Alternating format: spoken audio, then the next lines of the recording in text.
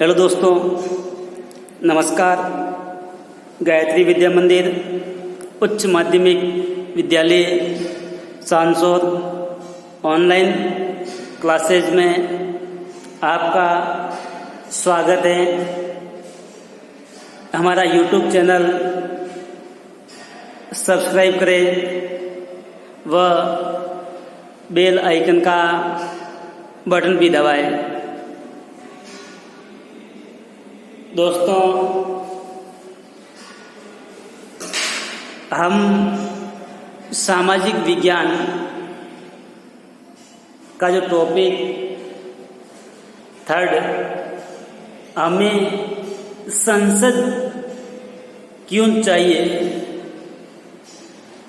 इसको लेकर के समझ रहे हैं कि संसद क्या है, संसद की क्या भूमिका है। तो दोस्तों देखिए, संसद का कार्य कानून बनाना है, कानून का निर्माण करना है। लेकिन ये समझने से पहले, जब भारत अंग्रेजों का गुलाम था, उस समय ब्रिटिश पार्लियामेंट से कानून बनकर के भारत में आते थे। वह उसी कानून के अकॉर्डिंग भारत में ब्रिटिश जो अधिकारी थे, ईस्ट इंडिया कंपनी के अधिकारी, ये शासन का संचालन करते थे। तो दोस्तों देखिए, 1857 की क्रांति के बाद भारत में ईस्ट इंडिया कंपनी का शासन समाप्त हो गया। वह सीधे इंग्लैंड की ब्रिटिश सरकार से यहाँ शासन का संचालन किया जाता था। तो देखिए, 1909 में एक कानून बन के आया था, गवर्नमेंट ऑफ इंडिया एक्ट, या अपन कह सकते हैं भारत सरकार अधिनियम। तो देखिए, भारत सरकार अधिनियम 1909, इससे मार्ले मिंटो सुधार भी कहा जाता है। जो मार्ले सचिव था, लॉर्ड मिंटो वायसराय था। तो इन दोनों ने भारत सरकार अधिनियम या एक्ट के तहत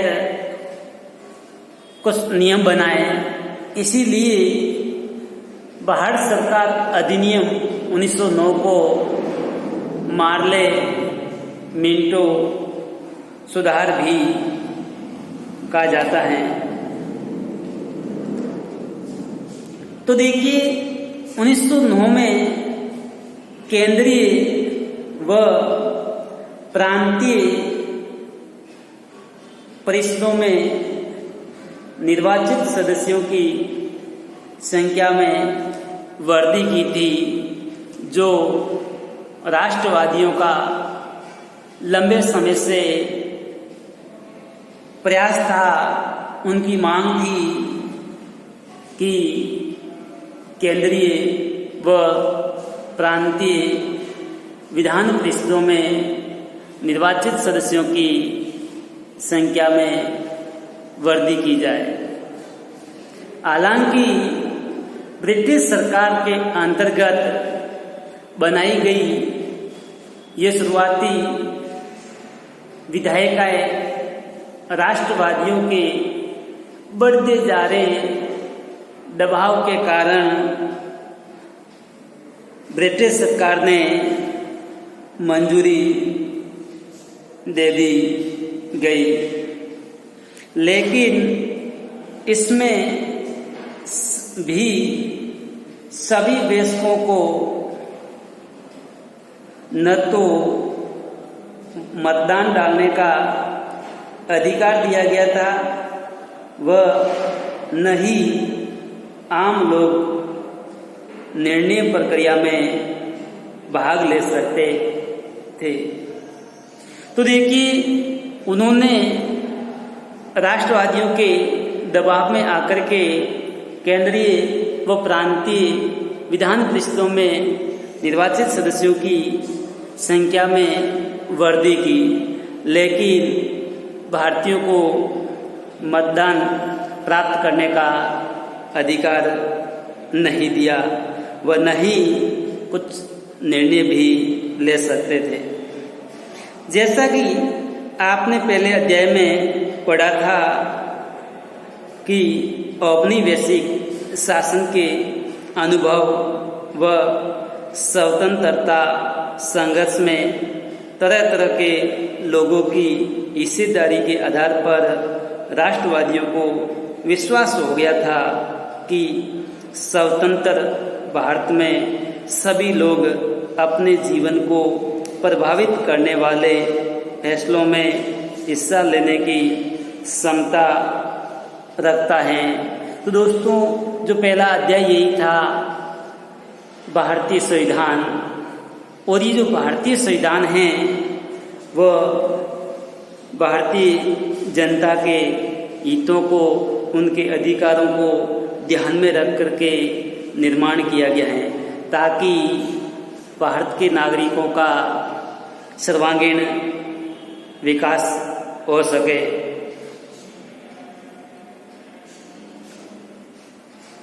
इसकी वजह से जैसी स्वतंत्रता के लिए संघर्ष शुरू हुए, राष्ट्रवादियों को लगा कि लोगों की हिस्सेदारी सरकार चलाने में महत्वपूर्ण होती है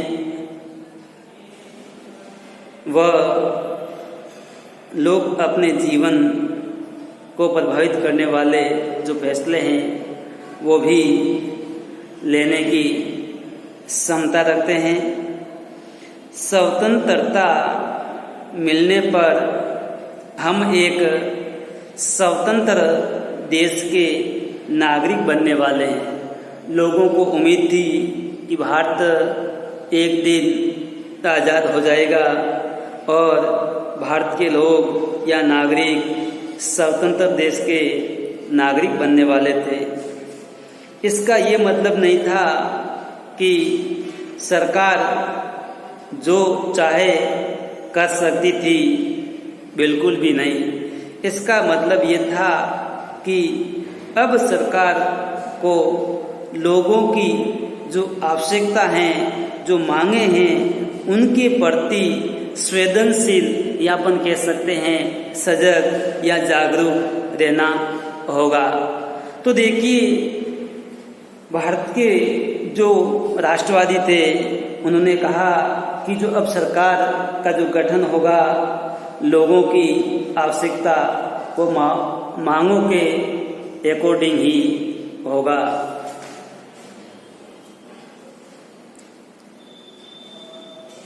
तो देखिए, स्वतंत्रता संघर्ष के सपनों वह आकांक्षाओं ने स्वतंत्र भारत के संविधान में ठोस रूप या अपन कह सकते हैं मजबूत रूप ग्रहण किया। इस संविधान ने सार्वभौमिक वैश्विक मताधिकार के सिद्धांत को भी अपनाया गया। तो देखिए, भारतीय क्रांतिकारियों ने स्वतंत्रता संघर्ष के जो सपने थे या उनकी आकांक्षाएं थी, वो स्वतंत्र भारत के संविधान में उनका मजबूती से स्थान दिया व संविधान ने सार्वभौमिक वैश्विक मताधिकार के सिद्धांत को अपनाया गया। तो दोस्तों, सार्वभौमिक वैश्विक मताधिकार यानी देश के सभी नागरिकों को बिना किसी भेदभाव किए मतदान देने का अधिकार दिया गया। तो दोस्तों, भारत में सार्वभौमिक वैश्विक मताधिकार का तात्पर्य यही है कि भारत के किसी भी कोने में निवास करने वाले लोगों को एक समान मताधिकार दिया गया है। उसके साथ किसी जाति, धर्म, समुदाय, लिंग, जन्म स्थान आदि के आधार पर बिना किसी भेदभाव किए मतदान देने का अधिकार है। जिसकी आयु 18 वर्ष पूर्ण हो वह व्यक्ति मतदान देने का अधिकार रखता है। तो देखिए, लोग व उनके प्रतिनिधि सहमति का जो विचार है, लोकतंत्र का प्रस्थान बिंदु या अपन कह सकते हैं प्रश्न करने वाला होता है। सहमति का अर्थ या मतलब चाह, स्वीकृति, यहाँ लोगों की हिस्सेदारी या भागीदारी। लोगों का निर्णय ही लोकतांत्रिक सरकार का गठन करता है व उसके कामकाज के बारे में फैसला देता है। तो देखिए, लोकतांत्रिक सरकार का जो गठन है वो जनता के द्वारा किया जाता है। लोकतांत्रिक सरकार में जो फैसले लिए जाते हैं वो भी जनता के द्वारा लिए जाते हैं। इस प्रकार लोकतंत्र के पीछे मूल विचार यह है कि व्यक्ति यहाँ नागरिक ही सबसे महत्वपूर्ण होता है।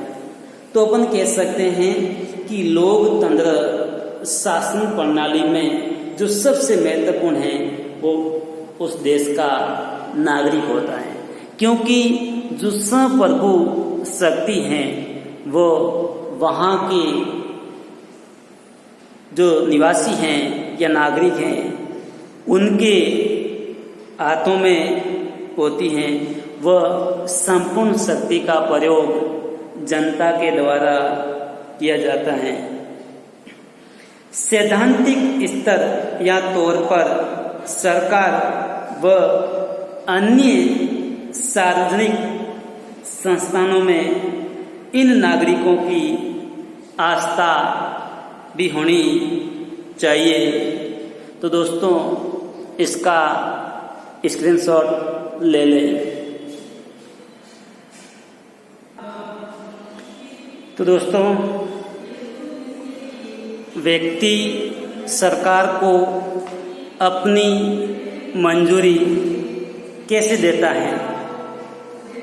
तो देखिए, इनका आंसर ये होगा कि मंजूरी देने का एक तरीका है, वह है चुनाव। यानी व्यक्ति या जनता सरकार को अपनी मंजूरी है वो चुनाव के माध्यम से देती है। तो आपने पढ़ा होगा कि लोग संसद के लिए अपने प्रतिनिधियों का चुनाव करते हैं। इन्हीं निर्वाचित प्रतिनिधियों में से एक समूह सरकार बनाता है। जनता द्वारा चुने गए सभी प्रतिनिधियों के इस समूह को ही संसद कहा जाता है। तो दोस्तों देखिए, निर्वाचित प्रतिनिधियों का एक समूह होता है जो प्रत्यक्ष रूप से जनता द्वारा चुना जाता है, उसे संसद कहा जाता है। ये संसद सरकार को नियंत्रित करती है।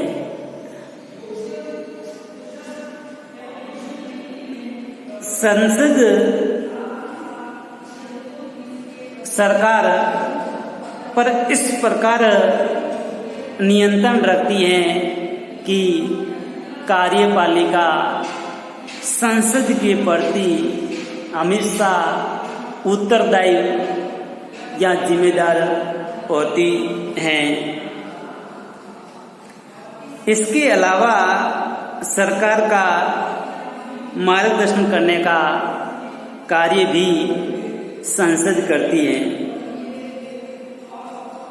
इस लिहाज से अपने निर्वाचित प्रतिनिधियों के माध्यम से लोग ही सरकार बनाते हैं व उस पर नियंत्रण रखते हैं। तो इस प्रकार अपन कह सकते हैं कि अपने निर्वाचित जो प्रतिनिधियों के माध्यम से लोग या नागरिक सरकार बनाते हैं व उस पर नियंत्रण रखते हैं। इस प्रकार अपन कह सकते हैं कि जो लोकतांत्रिक देश में संपूर्ण शक्ति जनता में निहित होती है। ये प्रतिनिधित्व का जो विचार है आपने कक्षा 6 व 7वीं की सामाजिक व राजनीतिक जीवन की जो पाठ्य पुस्तक है उसका एक महत्वपूर्ण विषय था जो आपने पढ़ा होगा कि भारत की जो व्यवस्थापिका है उसका किस प्रकार निर्माण किया गया है। तो देखिए, व्यवस्थापिका या विधायिका जिसमें राष्ट्रपति, लोकसभा व राज्यसभा इन तीनों मिलकर के संयुक्त रूप से संसद कहा जाता है। संसद के 2 सदन होते हैं, एक लोकसभा, दूसरा राज्यसभा। लोकसभा को निम्न सदन, जनता का लोकप्रिय सदन, अस्थायी सदन आदि नामों से जाना जाता है। राज्यसभा को स्थायी सदन, बुद्धिजीवियों का सदन, कभी भंग नहीं होने वाला सदन या उच्च सदन भी कहा जाता है। लोकसभा के जो प्रतिनिधि होते हैं वो प्रत्यक्ष रूप से जनता द्वारा निर्वाचित होते हैं व राज्यसभा के जो सदस्य होते हैं वो अप्रत्यक्ष रूप से जनता द्वारा निर्वाचित होते हैं। तो कहने का तात्पर्य यही है कि राज्यसभा के सदस्यों का चुनाव है वह प्रतिनिधियों के माध्यम से किया जाता है। प्रतिनिधि सीधे प्रत्यक्ष रूप से जनता द्वारा निर्वाचित होते हैं। तो दोस्तों,